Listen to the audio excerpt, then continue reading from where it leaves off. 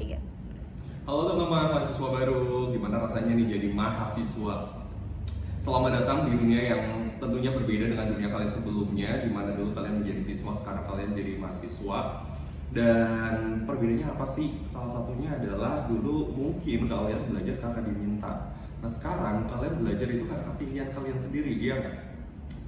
Nah, kalian itu bukan lagi siswa dan kalian sekarang statusnya naik nih, upgrade jadi mahasiswa. Terus mahasiswa yang baik itu yang gimana sih?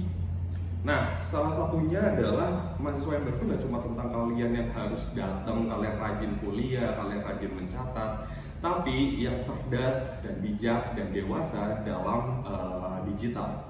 Maksudnya gimana sih?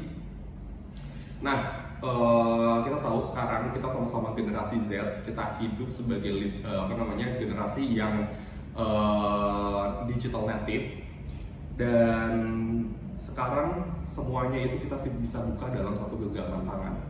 Ketika kalian rebahan, kalian bisa belajar coding, kalian bisa belajar audio visual, ngedit video, diskusi dengan orang-orang di luar negeri, bahkan melakukan riset secara ilmiah. Itu semua mungkin bisa kalian lakukan secara rebahan. Nah, tapi yang perlu kita sadarin adalah di saat yang sama kita juga bisa tersesat dalam kebisingan dalam dunia digital itu. Nah, kalau misalkan kita pikirin lagi, kita bisa jadi pintar, kita bisa jadi cerdas dengan adanya kemudahan digital itu. Tapi kalau kita nggak bijak, kita juga bisa kehilangan arah. Nah, menjadi cerdas secara digital itu bukan cuma tentang bagaimana kita pintar dalam mengoperasikan banyak aplikasi, banyak fitur, atau bahkan hacks, tips dan triknya, tapi juga bagaimana kita berpikir kritis, bagaimana kita menyaring informasi, membedakan antara yang fakta dan yang hoax. Itu kan banyak banget ya sekarang, dan tetap menjadi manusia utuh yang tentunya berkarakter di tengah semua kemudahan itu.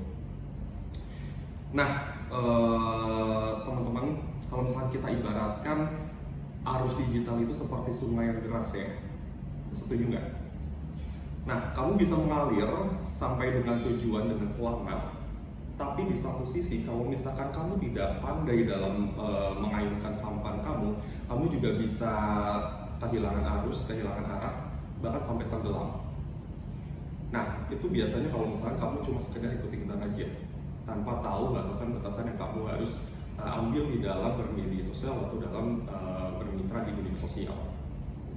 Nah, sekarang kalau misalkan kamu udah menjadi mahasiswa, terutama diterima di kampus ini, di fakultas kita yaitu Fakultas Ilmu Sosial dan Hukum Universitas Negeri Jakarta, harapannya adalah ke depan kamu tidak hanya sekadar belajar mata kuliah yang ada di prodi kamu, tapi kamu juga nanti kita dorong untuk bisa, yang pertama adalah memfilter informasi yang ada di dunia digital, yang kedua adalah menjaga privasi, yang ketiga berkomunikasi, dan ini dengan catatan harus dengan etika, yang keempat adalah menggunakan media sosial yang bertanggung jawab, dan yang terakhir ini yang paling penting adalah membangun citra diri secara sehat di dunia digital. Tentunya kita nggak ingin dong ya mahasiswa Fakultas Ilmu Sosial dan Hukum yang baru ini memiliki citra yang jelek di media sosial.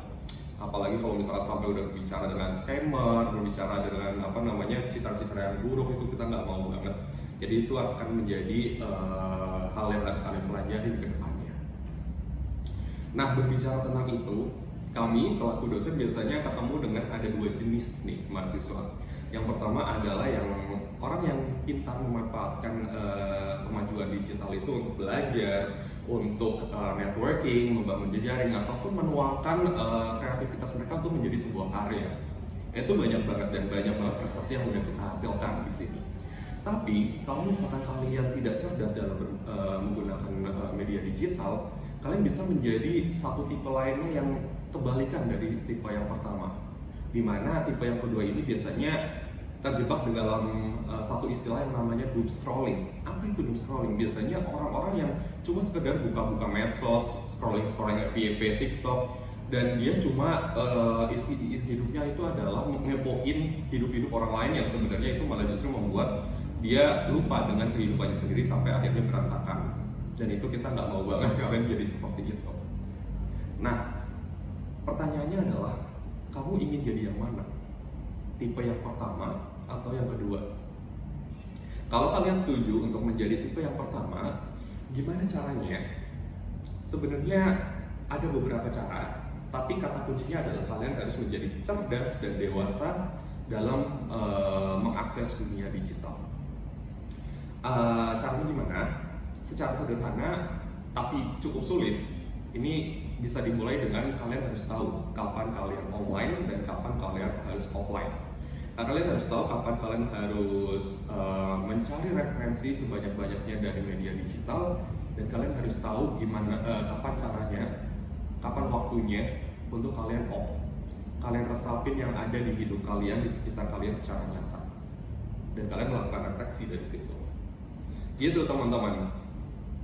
Dan dari semua yang saya jelaskan tadi, kata kuncinya apa sih? Kata kuncinya adalah kalian harus mengendalikan teknologi, bukan dikendalikan olehnya. Terdengar mudah, tapi tentunya sangat sulit. Terutama kalau misalkan kita sudah terbiasa menggunakan AI, ChatGPT, dan lain segala macam.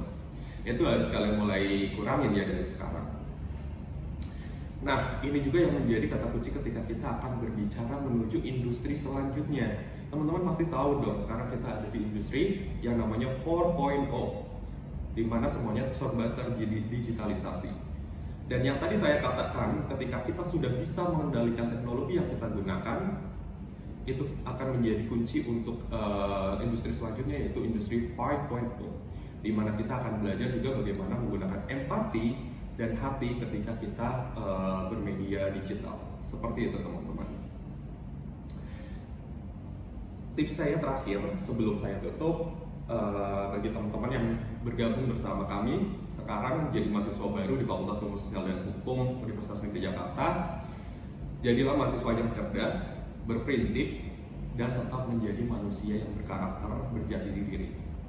Sederhana teman-teman. Nah, buat teman-teman, selamat datang di Fakultas Ilmu Sosial dan Hukum Universitas Negeri Jakarta. Kita akan belajar bersama, kita akan berproses bersama, teman-teman. Tentunya harapannya adalah nanti ketika lulus di sini, teman-teman tidak hanya menganggap ini sebagai kampus, tapi sebagai rumah di mana teman-teman akan menjadi karakter yang lebih dewasa lagi, lebih kritis, dan lebih bertanggung jawab lagi. Sekian dan terima kasih. Sampai jumpa di kampus.